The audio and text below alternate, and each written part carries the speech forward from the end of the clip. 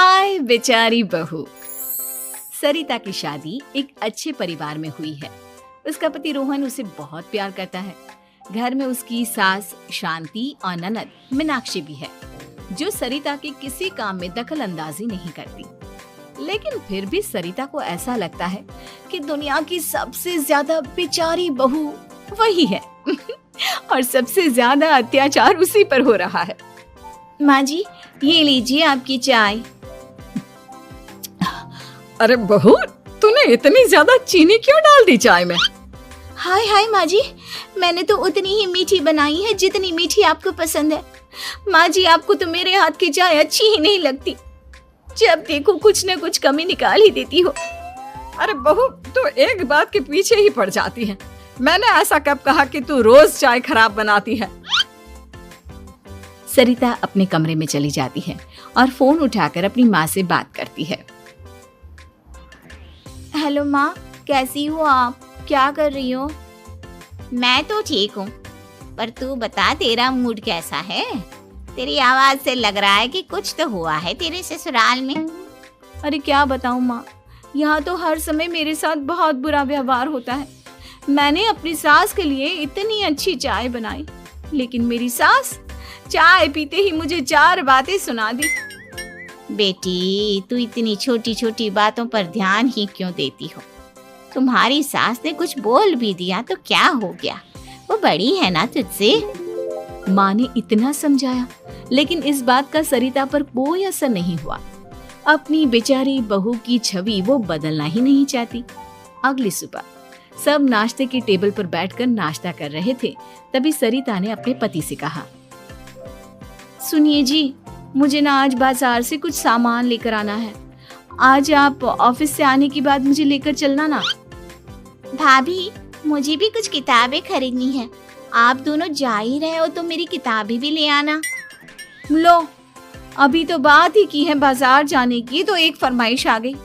माँ जी, आप भी बता दो कुछ, और हाँ, मोहल्ले वालों से भी बोल दो अगर वो कुछ मंगवाना चाहते हो तो। बेचारी मीनाक्षी अपना सा मुंह लेकर रह गई। ये सब देखकर रोहन से चुप नहीं रह गया और वो गुस्से में बोला, सरिता, क्या हो गया है तुम्हें? मीनाक्षी ने तो सिर्फ किताबों के लिए बोला है। तुम्हें मीनाक्षी से इस तरह से बात नहीं करनी चाहिए। माफी मांगो उससे अभी। क्या? मैं माफी मांगू? दिन भर आपके घर के काम करूं मैं, आपकी और आपके घर वालों की बातें सुनूं मैं, और अब माफी भी मैं मांगू? ऐसा कभी नहीं हो सकता। ये बोलकर सरिता वहां से चली जाती है। एक दिन उनकी पड़ोसन घर आती है। अरे सरिता, क्या कर रही है? और क्या करूंगी भाभी जी, बस घर का काम ही कर रही हूँ। आप बताओ कैसे आना हुआ? अरे मैं तो तुम्हारा हालचाल पूछने आई थी, लेकिन तुम तो बिजी लग रही हो। कोई बात नहीं, मैं बाद में आ जाऊंगी। और क्या करूँ भाभी जी, जब से शादी होकर आई हूँ ना, बस काम ही कर रही हूँ। और इस घर में ना कोई मेरी कदर नहीं करता। पति है जो बस घर से ऑफिस, ऑफिस से घर। ननद को तो कॉलेज से फुर्सत नहीं। बची सास तो उनका सारा समय मेरी गलतियां निकालने में लग जाता है। अरे ये क्या कह रही हो सरिता? तुम्हारी सास तो पूरे मोहल्ले में तुम्हारी तारीफ करती फिरती है कि तुम बहुत अच्छी हो, पूरा घर तुम्ही ने संभाल रखा है। हाँ तो क्या हुआ, इसमें गलत क्या कहती है? सच्ची तो कहती है। मेरी मर्जी के बिना इस घर का पत्ता भी नहीं हिलता। शाम को जब रोहन घर आया तो उसने सबसे कहा, कल हम सबको मौसी जी के घर जाना है। उनकी बेटी की शादी है। सब अपनी अपनी पैकिंग कर लो, सुबह होते ही निकल जाएंगे। और सरिता, तुम कान खोलकर सुन लो, वहाँ जाकर किसी की बुराई भलाई शुरू मत कर देना, नहीं तो मुझसे बुरा कोई नहीं होगा। हाय हाय जी, आप तो ऐसे कह रहे हो जैसे मैं सुबह शाम सबकी बुराई करती फिरती हूँ। आज तक कोई कह नहीं सकता कि मैंने किसी की पीठ पीछे किसी के बारे में कोई बुरी बात बोली हो तो। अरे बस बहू, बात को और ज्यादा आगे मत बढ़ा। हमें सब पता है तो हमारे साथ क्या व्यवहार करती है। ये बात घर तक रखना, शादी में किसी को कुछ मत बोलना, नहीं तो सब कहेंगे कि शांति की बहू कितना बोलती है। हाँ हाँ, सब कुछ तो मैं ही बोलती हूँ ना। आप लोग तो हर समय फूलों की बारिश करते रहते हो मेरे ऊपर। सारी गलती मेरी है जो मैं इस घर में आई, सबका कितना ध्यान रखती हूँ, लेकिन फिर भी मेरी तो आप लोगों की नजर में कोई कदर ही नहीं है। अगली सुबह सब लोग मौसी जी के घर पर चले जाते हैं। वहां पर शादी का माहौल होता है, सब जगह चहल पहल होती है, बहुत सारे मेहमान आए हैं। सरिता को वहां बहुत अच्छा लग रहा है। वो अपने मन में सोचती है, यहाँ कितना अच्छा लग रहा है, कितनी रौनक है। मैं यहाँ किसी से ज्यादा बात नहीं करूंगी। अगर मेरे मुंह से कुछ ऐसा वैसा निकल गया तो रोहन जी तो मुझसे गुस्सा हो जाएंगी। सरिता ये सब सोच ही रही थी कि वहां रोहन की कजिन साक्षी आ गई और सरिता से बोली, आप सरिता भाभी हो ना? जितना आपके बारे में सुना था, आप तो उससे भी ज्यादा सुंदर हो। हाँ वो तो है, मेरी सुंदरता की तारीफ सब करते हैं। मेरे मायके में तो सब यही बोलते हैं कि रोहन जी की किस्मत बहुत अच्छी है जिन्हें मैं मिली। लेकिन आप कौन है? मैंने आपको पहचाना नहीं। मैं रोहन भैया की कजिन हूँ। आपकी शादी पर नहीं आ पाई थी ना, इसलिए आप मुझसे मिले नहीं कभी। शांति मौसी और मीनाक्षी आपकी बहुत तारीफ करते हैं। क्या कहा तुमने? मेरी तारीफ? कभी नहीं। मेरे ससुराल वाले कभी मेरी तारीफ कर ही नहीं सकते।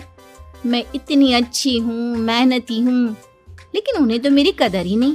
सारा दिन घर का काम करती हूँ, फिर भी मेरी सास ना मुझे सुनाती रहती है, और पति भी मेरी सास की साइड लेते हैं। ना कभी बाहर ले जाते हैं, ना कहीं घुमाने। अगर घुमाने के लिए कभी बोल भी देना तो उनकी बहन बीच में आ जाती है। मैं कैसे रह रही हूँ उस घर में, ये मैं ही जानती हूँ। सरिता की ये बातें सुनकर साक्षी को बड़ी हैरानी हुई। अब वो हर किसी के सामने अपनी बढ़ाई और ससुराल वालों की बुराई करने लगी। रोहन और शांति को सरिता पर बहुत गुस्सा आया, लेकिन वो चुप रहे। अगले दिन जब वो अपने घर पर आए, सरिता, तुमने क्यों सबके सामने मेरी इज्जत का तमाशा बनाया? तुमसे बोला था ना कि चुप रहना। अजी ऐसा भी क्या कह दिया मैंने जो इतना भड़क रहे हो? तुम जहाँ जाती हो अपना रोना शुरू कर देती हो, कभी किसी दूसरे की बात ही नहीं सुनती, बस अपनी कहती रहती हो। तुमने सबके सामने हमारा तमाशा बनाकर रख दिया है। हे भगवान, मुझे अपने पास बुला ले। जिस घर में मेरी कदर ही नहीं, उस घर में मेरा क्या काम? अरे क्या करूंगी मैं यहाँ रहकर? जो भी आता है मुझे सुनाकर चला जाता है। मैं तो किसी से कुछ नहीं कहती। सीधी सादी बहू मिल गई है ना सबको, तो जो जी में आए वो करो। सरिता ने अपने आगे किसी को कुछ बोलने ही नहीं दिया, और उस दिन भी उसने सबके सामने खुद को बेचारी बना ही दिया। अगले दिन मीनाक्षी कॉलेज के लिए लेट हो रही थी, इसलिए वो हर काम जल्दी जल्दी कर रही थी। अपना नाश्ता लेने किचन में गई और पतीले में रखे गरम दूध को गिलास में डालने लगी। दूध का पतीला उसके हाथ से छूट गया और गरम गरम दूध उसके हाथ पर गिर गया। ओए माँ, हाय मेरा हाथ, माँ मेरा हाथ जल गया। मीनाक्षी की आवाज सुनकर सरिता दौड़ती हुई आई। ये क्या किया तुमने? तुम्हें नाश्ता चाहिए था तो मुझसे बोल देती, मैं क्या मना करती थी? अब पता नहीं कितने दिन की मुसीबत पाल ली तुमने। सरिता मीनाक्षी को उसके कमरे में ले गई और उसका बहुत ख्याल रखा।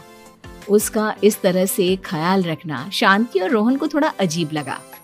माँ, सरिता के दिमाग का भी कुछ पता नहीं। कल शादी में सबको इतना कुछ बोलकर आई है हमारे बारे में, और अब मीनाक्षी की कितनी अच्छी देखभाल कर रही है। ये ऐसा क्यों करती है? बेटा, तेरी बीवी की ना आदत हो गई है सबके सामने खुद को बेचारी दिखाने की, और आदत इतनी जल्दी नहीं बदलती। जब ये बोलना शुरू करती है तो रुकने का नाम ही नहीं लेती, इसलिए इसे पता ही नहीं चलता कि ये किसके सामने क्या बोली जा रही है। लेकिन दिल की बहुत अच्छी है। हमें भी अपना दिल बड़ा करके ये जैसी है इसे स्वीकार करना चाहिए।